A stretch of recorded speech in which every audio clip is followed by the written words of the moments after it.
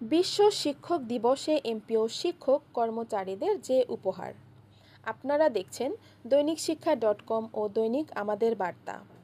বিশ্ব শিক্ষক দিবস উপলক্ষে 5 অক্টোবর এমপিওভুক্ত শিক্ষক কর্মচারীরা পেতে যাচ্ছেন বড় উপহার। এর ফলে শিক্ষক কর্মচারীদের প্রায় 4 দশকের ভোগান্তির অবসান ঘটতে যাচ্ছে। ইতিমধ্যে সব কার্যক্রম শেষ হয়েছে, আনুষ্ঠানিকতা বাকি আছে। প্রথমে পরীক্ষামূলক 9টি অঞ্চলের 9টি থানা ও উপজেলায় এ কার্যক্রম শুরু হতে যাচ্ছে। তবে আস্তে আস্তে এই কার্যক্রম বিস্তৃত হবে। 2025 খ্রিস্টাব্দের জানুয়ারিতে ইএফটি ছাড়া কোনো শিক্ষক কর্মচারী বেতন পাবেন না। এমপিও শিক্ষক কর্মচারীদের বেতন ইএফটিতে দেওয়া শুরু হবে 5 অক্টোবর থেকে। বিশ্ব শিক্ষক দিবস উপলক্ষে এই কার্যক্রমের আনুষ্ঠানিক উদ্বোধন করা হবে। শিক্ষা মন্ত্রণালয়ের একাধিক সূত্র দৈনিক শিক্ষা .comকে এ তথ্য নিশ্চিত করেছে।